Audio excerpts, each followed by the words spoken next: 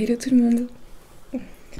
Alors je vous retrouve pour la lecture du sabbat de Mabon qui correspond à l'équinoxe d'automne.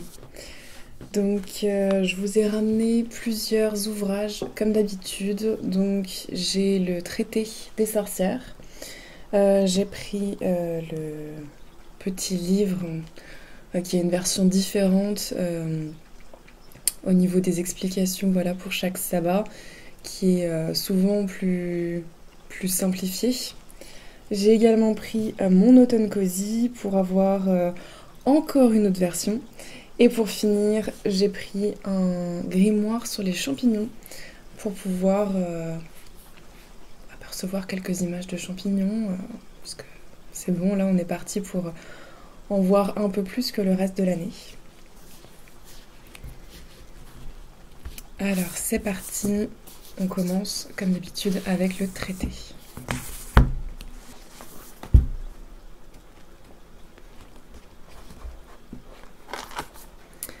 Alors, Mabon qui est célébré entre le 21 et le 23 septembre,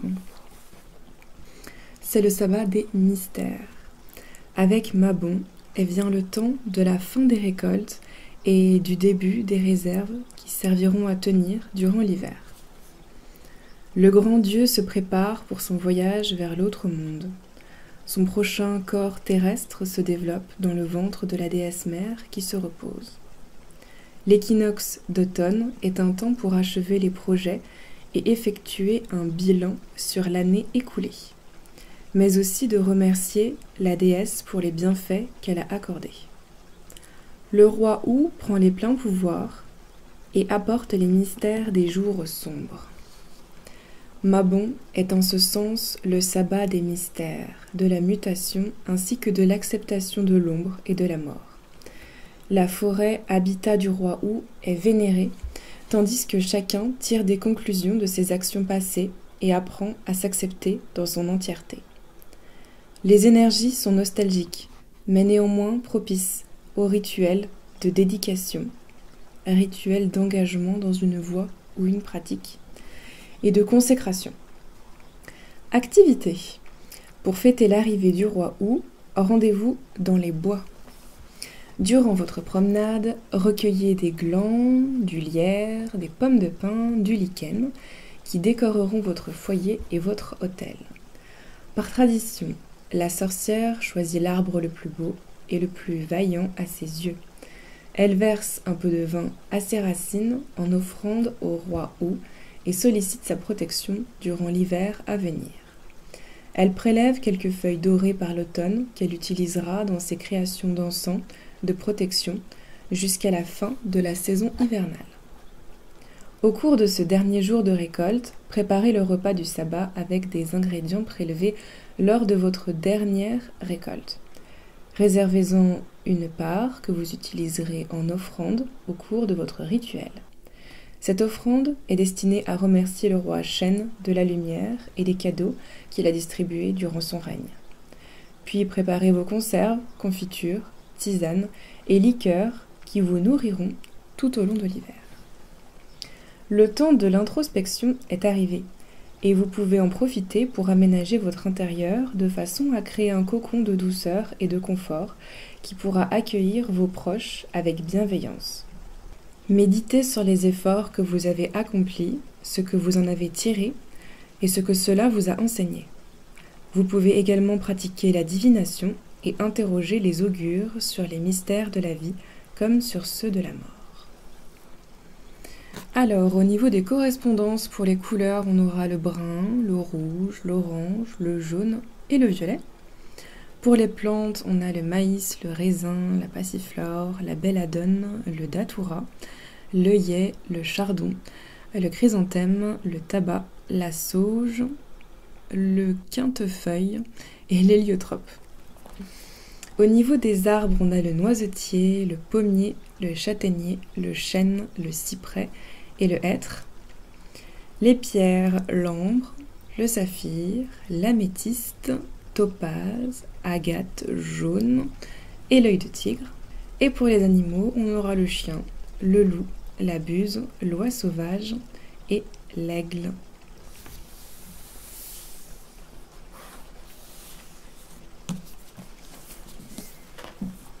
Je vais mettre ça de côté et on va passer à ce petit livre-là. Donc comme d'habitude, je vous mets la liste des livres que j'utilise dans la description sous la vidéo. Et en général, je vous mets un lien directement vers Cultura. C'est là où j'arrive à les trouver le plus facilement. Alors, j'avais déjà mis le petit marque-page pour Mabon.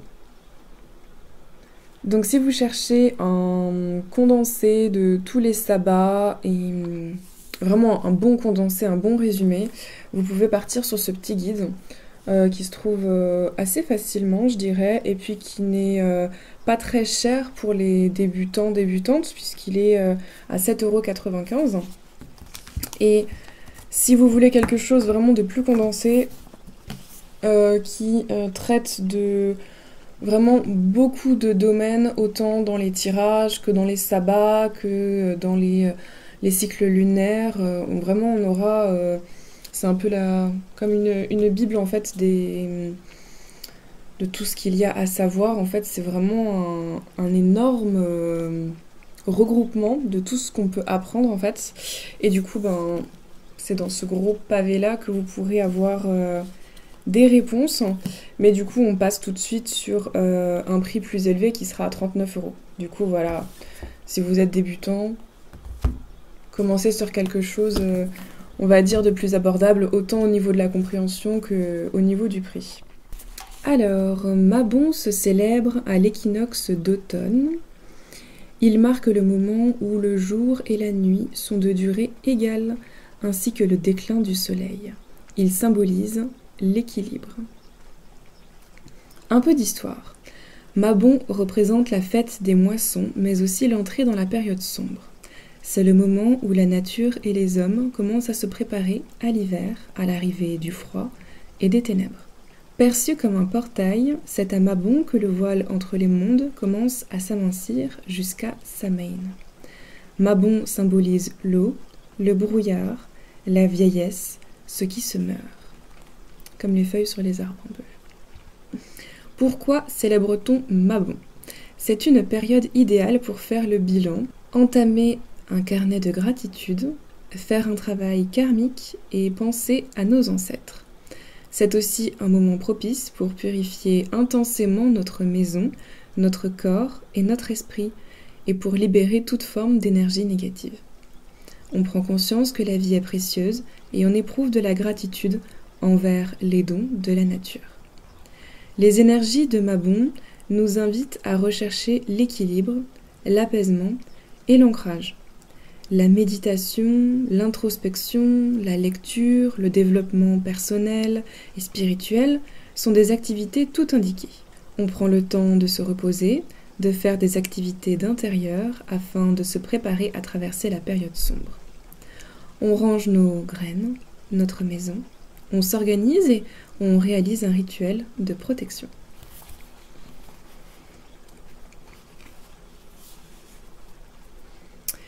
Traditionnellement, on bricole, on fabrique une poupée en feuilles de maïs, on crée des objets avec des feuilles, des pommes de pin, etc. que l'on déposera sur notre autel. Donc là, on a une petite image une poupée en feuilles de maïs, voilà. Et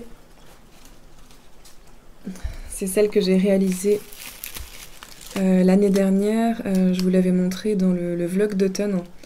Je l'ai réalisée pour Mabon l'année dernière, vu que c'est la saison parfaite pour récupérer les feuilles de maïs et du coup s'amuser à créer cette petite poupée. J'ai passé franchement un bon moment dans le jardin, assise par terre avec les feuilles de maïs et puis à essayer de former sous mes doigts, à voir naître en fait cette petite poupée. C'était un moment vraiment très agréable. Bon, je vais mettre mon petit marque-page pour Samhain. Et du coup, dans ce petit livre, en fait, on va parler des pleines lunes de chaque mois, des sabbats. On va avoir aussi des recettes, une grande partie à la fin pour pouvoir mettre ses propres notes. On parle des encens, des huiles. Qu'est-ce que je vois comme ça en passant? On parle d'ancrage, de respiration, des pratiques magiques. On va parler des 4 éléments, des couleurs, comment s'occuper de son autel, les offrandes, les différentes divinités, et la philosophie et les principes Wiccan. Donc c'est vraiment un petit condensé quand on veut démarrer, comparé au traité où là on a vraiment, c'est vraiment d'une grande richesse, on a toutes les infos qui sont réunies dans ce traité-là. Alors on va terminer au niveau du sabbat avec mon automne cosy, que vous pouvez trouver facilement chez Caro from Woodland. Donc là je vous mettrai le lien directement de la boutique de Caroline. Comme ça, vous accéderez directement à celui-ci et aux autres qu'elle a écrits, puisque dans chacun des livres qu'elle écrit, en fait, comme il y a 2 sabbats par saison, on va à chaque fois retrouver 2 sabbats, du coup, dans chaque livre. Donc dans Mon automne cosy, on va avoir Mabon et puis Samhain aussi. Alors, Mabon est au début. J'ai le marque-page au niveau des recettes, puisque j'adore le banana bread, en fait, de Caro. Si vous aimez les jolies illustrations, vous allez vraiment tomber amoureux, amoureuse du travail de Caroline. Alors, Mabon, c'est la célébration de l'équinoxe d'automne dans beaucoup de cultures païennes. Elle marque le premier jour de l'automne. Les premiers frimas se font sentir, la nature se dépouille et se prépare à l'hiver. Les oiseaux commencent à migrer, l'été et toute son agitation prennent fin. On célèbre l'abondance des moissons, des récoltes, des vendanges, de la cueillette, qui font laisser place au repos de la terre. Apprécier ce que nous offre la nature avant qu'elle ne s'assoupisse, profiter du dehors, de sa beauté, des derniers rayons du soleil, avant de se replier chez soi. C'est le moment de faire des conserves, des confitures, de préparer le jardin à l'hiver en plantant les bulbes, de stocker les récoltes pour qu'elles durent tout l'hiver. Le jour de l'équinoxe est celui de l'équilibre. Nuit et jour sont d'égale durée. C'est le moment idéal pour analyser l'année écoulée et considérer notre part d'ombre et de lumière afin de les harmoniser. Un moment propice à l'introspection et la méditation pour que ça mûrisse pendant la saison froide. Mabon est souvent considéré comme le Thanksgiving des sorcières, car la gratitude y occupe une grande place. On célèbre le fait d'avoir tout ce dont on a besoin, on partage des repas avec ses proches, on se remémore des souvenirs de l'année écoulée. J'aime l'aspect symbolique et spirituel de cette célébration. Pour ma part, je l'honore avec un repas partagé en famille, où nous mangeons des produits de saison et où j'ai joliment décoré ma table sur le thème automnal. C'est un moment simple et joyeux pour marquer le changement de saison.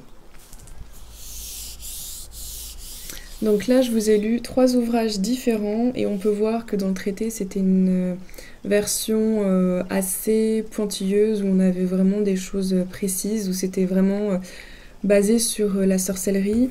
Dans celui-ci, c'était une version un peu plus simple et un peu plus légère, mais où on s'intéressait tout autant au sabbat.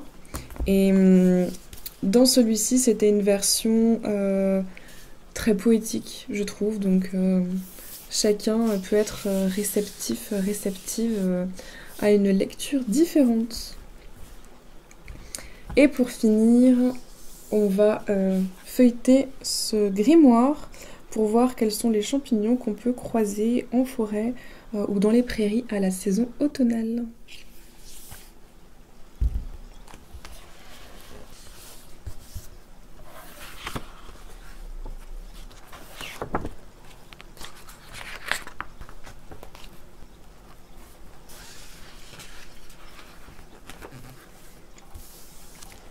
Je vais vous lire la première page qu'il y a sur la saison automnale. Ah, l'automne, les feuilles mortes tourbillonnant dans le vent, la pluie frappant les carreaux, Les couchers de soleil nimbés d'or et d'ambre enflammant l'horizon, l'odeur de l'humus exhalé par le sol, les tasses de thé étroitement serrées entre les mains frissonnantes pour les réchauffer après une longue balade. Existe-t-il une saison plus favorable à la forêt que celle-ci, qui la part de 1000 couleurs flamboyantes, de fruits, de noix et de baies tardives et délicates, d'une lumière incomparable et surtout d'un sol couvert de champignons? Il y a des centaines de choses à faire et à voir en forêt en cette merveilleuse saison. Ramasser des feuilles pour en faire des œuvres d'art, un herbier ou décorer votre hôtel, vous mettre en quête de châtaignes, de noix, de noisettes ou de champignons pour vous en régaler, observer les animaux qui se préparent doucement à l'hiver et s'aventurent donc plus près des habitations à la recherche de nourriture, et en profiter pour aller écouter le fameux brame du cerf, un moment unique d'une intensité incroyable. Admirer la lumière changeante et unique chaque jour, apprendre à reconnaître les empreintes des bêtes dans la boue fraîche des chemins après la pluie, écouter et raconter des contes et des légendes autour d'un feu ou d'une bonne tasse de thé, et esquiver les chasseurs, malheureusement eux aussi très présents dans les bois à cette époque. Avant la moindre balade en forêt, n'oubliez ainsi pas de vous renseigner auprès de la mairie de votre commune pour vous assurer qu'un amoureux du fusil ne vous confonde pas avec une galinette cendrée au détour d'un sentier. Ce désagrément mis à part, l'automne est sans doute la saison la plus communément associée à la magie forestière, car on croit souvent, à tort, que les champignons ne poussent qu'en cette période. En réalité, toute l'année recèle sa part de magie et nous offre son lot de cadeaux, à condition que l'on sache où regarder.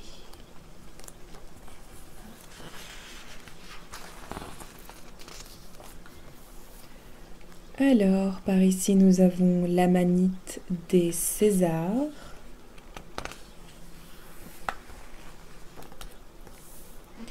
À chaque fois, on nous propose une histoire, un sortilège. Ici, nous avons l'amanite panthère, champignon toxique.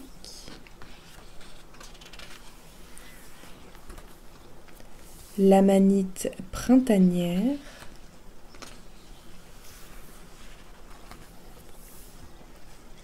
À chaque fois, on a aussi un encadré qui nous donne un message de l'autre monde si on veut faire une sorte d'oracle.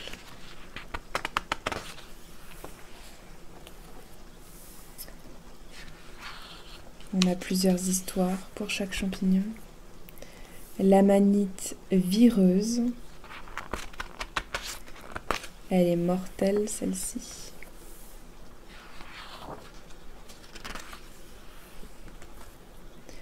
Les cèpes royaux. Nous avons le cèpe bronzé, le cèpe de Bordeaux, le cèpe des pins, le cèpe d'été, qui sont tous comestibles.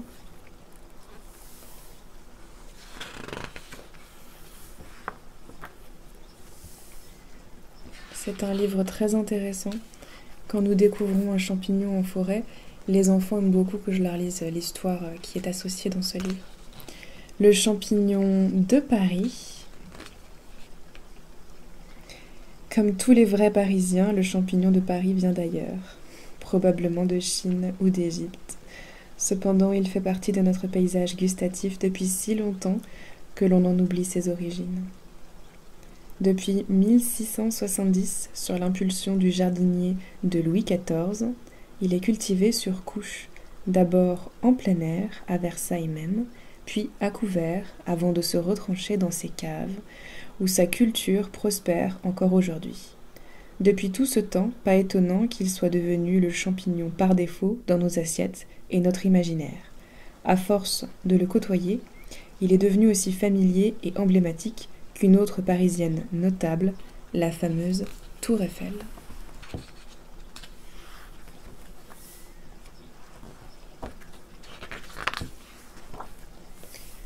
Le clitocybe géotrope, appelé aussi tête de moine, qui est comestible. De temps en temps, on a des vraies photos.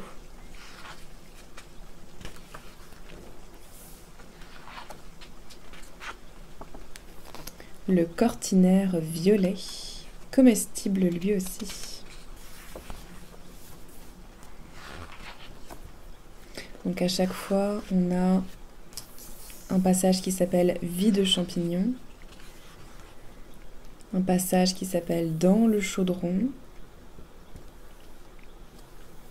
la partie message de l'autre monde, si on veut l'utiliser comme un oracle, et ensuite une page sortilège.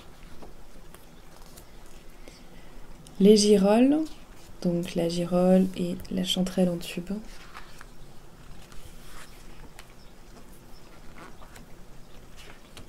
Deux bons comestibles.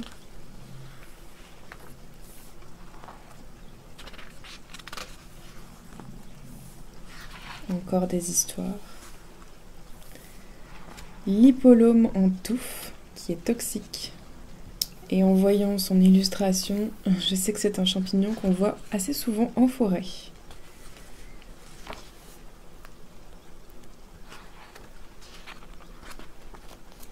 Le laccaire améthyste, comestible. La lépiote élevée, qui a beaucoup de noms vernaculaires, tels que la coulomelle, ou bien la baguette de tambour quand la coulomelle est encore fermée, que le chapeau n'est pas encore ouvert. Quand c'est une baguette de tambour, on peut tout prendre, et quand c'est avec le chapeau ouvert, on va juste consommer le chapeau, puisque le pied sera devenu trop fibreux. Ça fait partie des champignons que je cueille sans problème avec les roses des prés. J'aime beaucoup observer les champignons, mais je ne suis pas assez connaisseuse pour en cueillir beaucoup. J'ai un livre avec des vraies photos pour bien reconnaître les champignons les plus connus. En général, je reste sur des champignons que je connais très bien, que je sais reconnaître au moindre coup d'œil. Et la coulomelle en fait partie. Elle a un pied qui est chiné, donc il y aura du blanc avec plusieurs taches brun clair, on va dire. L'anneau est coulissant, donc il peut se déplacer sur le pied. Et bien sûr, le chapeau est assez grand avec des morceaux comme des petites pellicules qui s'enlèvent dessus.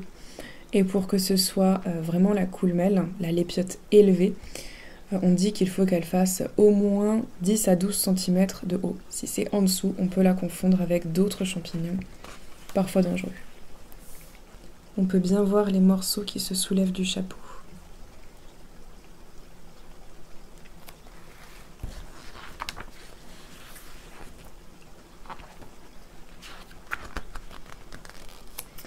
Le pied bleu, comestible également.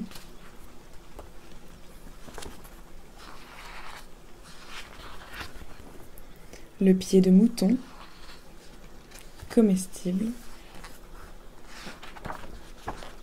Les pleurotes, on aura le pleurote en huître, le pleurote corne d'abondance, le pleurote du panico,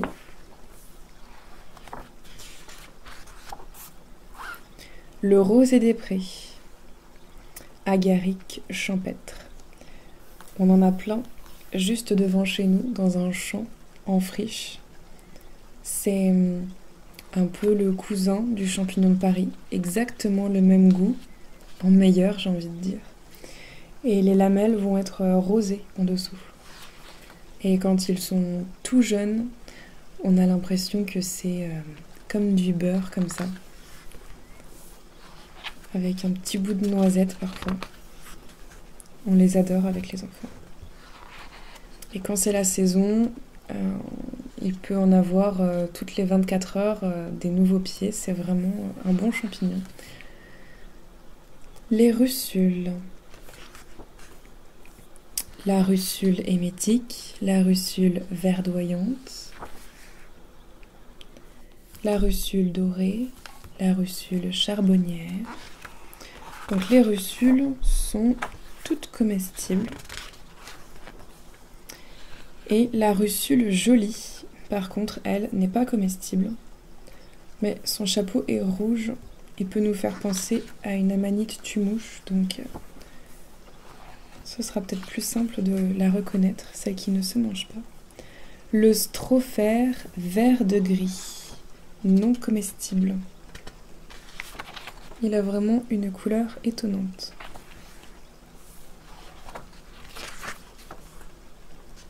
Le tricolome équestre, qui est toxique. La trompette de la mort. Chanterelle noire, un très bon comestible, qui est assez rare à trouver, je trouve, et pourtant très connu.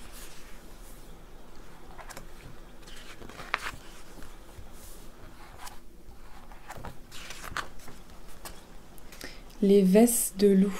Ah, ça c'est... On en a partout. La veste de loup géante. La veste de loup perlée. J'adore la photographier, celle-ci. Elle est magnifique. La veste de loup hérisson. Celle-là ne me dit rien. Et le scléroderme commun. Douteux à éviter. La veste de loup perlée est comestible jeune, comme la veste de loup hérisson et comme la veste de loup géante. Il n'y a que celui-ci qui est à éviter.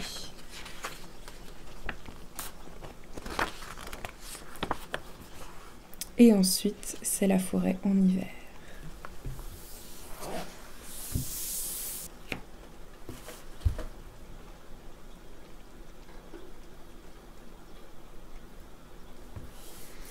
Il est temps pour moi d'aller vérifier la cuisson de ma tarte aux pommes. Je vous souhaite une sublime saison automnale avec de belles couleurs partout, de quoi vous en mettre plein les yeux. Je vous souhaite aussi de savourer le retour de la fraîcheur, en tout cas de météo plus respirable, qui fait beaucoup de bien à la nature et au jardin, on le voit déjà.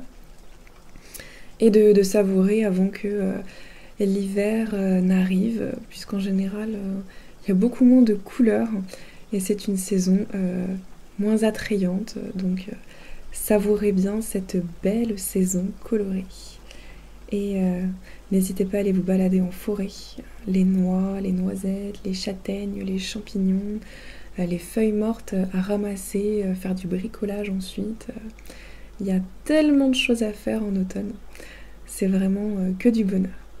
Moi, je vais aller me poser avec un peu de lecture et une tasse de thé. J'attendais que l'automne soit là, que la météo soit automnale en tout cas, pour pouvoir lire Verveine et l'équinoxe d'automne, qui est un livre que j'aime beaucoup. Un peu sur la sorcellerie, voilà, une jeune sorcière qui a 11 ans. J'ai essayé de le faire lire à mes enfants, mais il y a un peu trop d'écriture pour eux encore. En tout cas, c'est une histoire toute douce que j'aime beaucoup, qui a été écrite par Hélène Louise et illustrée par Caroline, du coup, la même Caroline qui a écrit Mon automne cosy. C'est comme ça que j'ai découvert cet ouvrage et j'ai adoré me perdre entre ces pages. Voilà, avec les sorcières, les sorciers, puis tous les autres personnages de cette histoire au beau milieu d'une forêt d'automne. Je vous retrouve pour le sabbat de Samhain, le dernier de cette collection de vidéos. Pour finir, la boucle voilà, sera bouclée. Donc je vous retrouve fin octobre pour parler de Samhain. En attendant, prenez soin de vous.